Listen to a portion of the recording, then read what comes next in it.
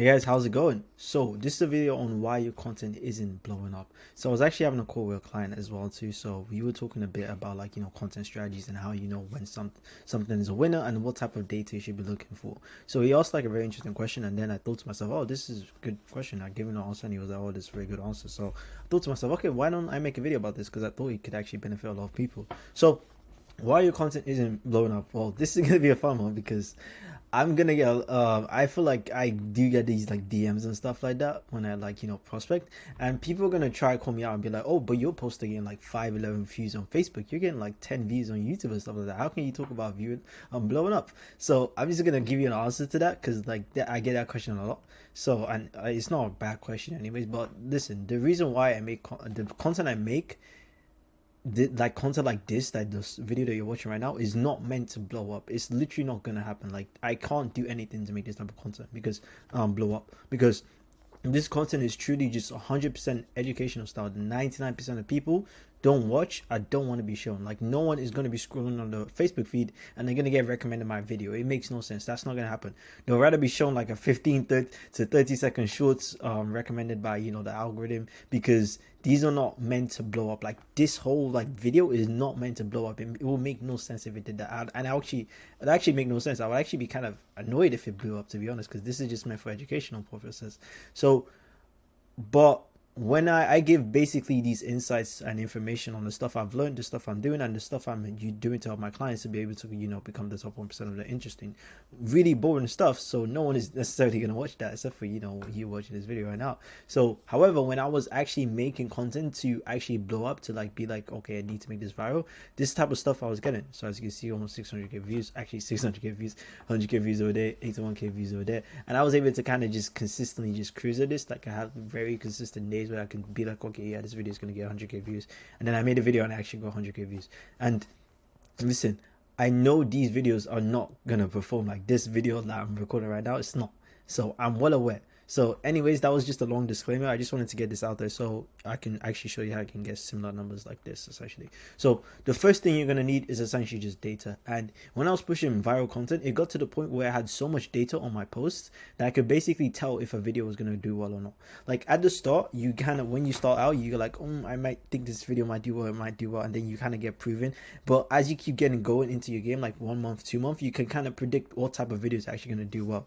And the reason why you can kind of predict them is literally just because you have like a ton of data on what is good and what's bad. So the best people in the marketing game know exactly, I'm talking exactly what type of video will do well just by looking at it. Like the people at the top of the game, like Alex Mbozi, the people like Imagati, those people at the top of the game, they know exactly what type of videos are going to do well. And there is an element of randomness to it, I can agree, but these people can look at 2 videos and they can basically come to a conclusion just by looking at them which one is going to perform better than the other. 99% of the time they're going to be correct if it's in their niche.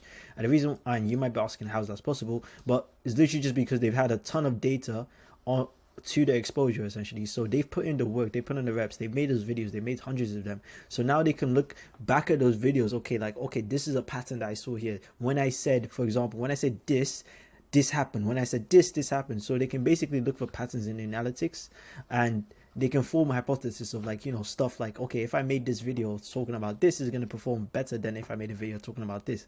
And the only way you can get that type of information and get to that level of understanding is literally just by making videos. So what upsets me so much is that I see people who aren't in your niche, they'll try to say, oh, do this because I saw like some other niche, it worked super well.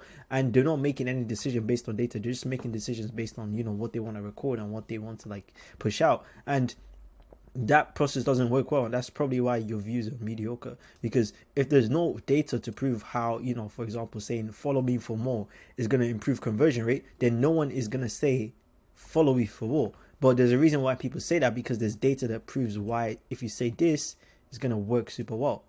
Okay, so the first step is to how to craft good content that actually blows up. You need to observe people in your niche that are actually like doing extremely well. You need to look at the first videos that they ever, like the first things they ever made. Look at the videos from the start, see what they were pushing compared to what they were before and right now, and I guarantee you're gonna have a huge pool of data on exactly what works. And that's exactly what I did when I started out. I legit just went in the hashtags of my niche, so coding, programming, all that kind of good stuff, and I just looked at what the top people were doing. I just looked at, okay, this type of content that's going on the explore page, this type of content that was going on the explore page. I was like, okay, it had like a whole pool of, let's say, like 10, 20 different types of videos that would always perform super well because they were consistently making those type of videos and it was working for them. So I was like, okay, these guys know something. I can just leverage off that because they've given me the data I need. I didn't have to make those videos. But now I'm going to get to a different problem. So now you need to give the algorithm data, because let's say, okay, you know what the algorithm pushes, you know exactly what type of videos do you need to make, you've done all your research, you have like a folder of like 20, 50 different reels that you're like, oh, I've done this before, like this is, but this is not working. So you make that exact style of video, you recreate it in your own way, you have your own spin to it, but then you only get like, 500 views or something like that, and the person you recreated it from has like 4 million or something like that. So you're thinking to yourself, okay, this makes no sense. Like, if I can recreate this video and I do the exact same thing, but it's not giving me views, what the hell's happening? So the reason why it's happening is because the algorithm probably has no idea who you are. So the way that works is that the algorithm basically has no data about you. And in order for this whole data strategy to work, that we talked about earlier, you need to give the algorithm some data about your audience. And that basically just comes with your followers going up and your views going up, essentially. So think of it like this. So you have like let's say I don't know a really good analogy to use for this, but let's say you have like a bucket. So you have a bucket and you have like, you see this whole pool of buckets. So there's like 5 different buckets and they're all like, containing water like extremely well. So one bucket has like, full tank, full tank, full tank, full tank. And then you're like, okay, I can kind of do this. And you've never made a bucket before and you just start out and you make your bucket and your bucket just doesn't work. It's completely shit. Like, it doesn't hold any water at all. But you're like, okay, but like, this is how they're doing it. Why is it not working for me? But the reason why is because you literally haven't given like, the algorithm a bunch of data. And the reason why I say the bucket then is because like, you can see what's working for them, but the reason why it's not working exactly the way he wants to for you is because you don't have, that exact blueprint of the bucket. The water doesn't want to go inside of you because you don't have that blueprint of your bucket that actually works extremely well. And the reason that the way you can actually get that is essentially just by giving more data. And the answer to that is legit just post them more. Like, that's literally it. Legit just keep iterating on that bucket, keep improving it, keep improving it, keep improving it. And then you're going to get to the point that you actually have a really full metal bucket compared to those other 5 that I talked about before.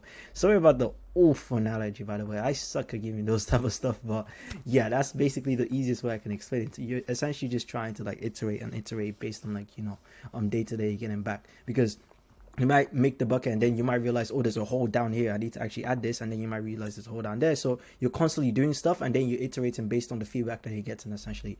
And that brings me into my third part, which is analyze and iterate. So now that you've got your bucket and it's like has a bunch of holes everywhere, what you need to do is that you need to look at all of the previous stuff that you made and look at the ones that stood out from the rest. Look at the bucket that performed better than the other ones, essentially. And in video terms is basically look at the video that stood out from the rest. So you'd absolutely have one that's going to do better than the rest if you consistently did this strategy for, let's say, 30 days, because 30 days is enough feedback for you. Like, that's a month worth of videos and stuff like that.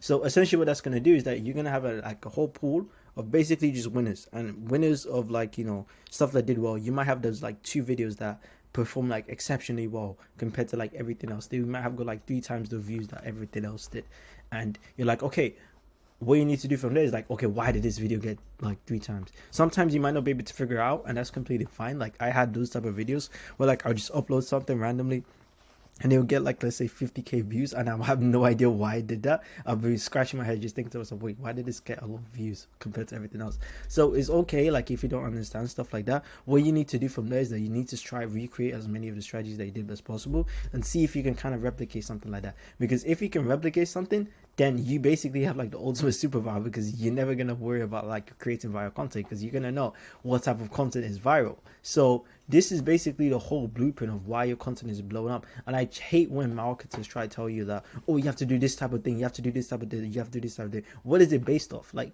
you don't know the person who's watching. You don't know their niche. I don't know if you're in the programming niche. I don't know if you're in the fitness niche. I don't know if you're in the health and fit I don't know, shoe niche or something like that. I don't know what niche. I don't know any of you watching this video. Most of you, I don't know. So I can't sit here and tell you, oh, do this, it's gonna get the views, and then you're gonna implement it and you're gonna get like 2 views. So I can't tell you that because I don't have data about your audience. So this is exactly why when I make personalized plans for people, I do them where I have like data. So I actually come in, I'm like, look, okay, this is basically what we have in your niche, this is basically what we have on what you've done before, and here's a plan on what you could actually do for this month to actually get to where you want to be. Because those personalized plans, they're all based on data. They're not based on just me just saying, oh, I think this would perform well because like I saw this in my on YouTube somewhere. No, it's all based on, you know, stuff that's actually done super well. So if you want something like that, obviously you just hit me up. Like I can get you sorted on that personalized plan, completely free by the way. And that's basically it. Like just give the algorithm a bunch of data, and you're gonna get a bunch of data back, and then it just makes your life a lot easier. So yeah, hope you understood this video. Hope this like super helped you. If you've stayed all the way from like 10 minutes, comment something nice underneath the description. I'll like it. But yeah, see you guys in the next one. Peace out.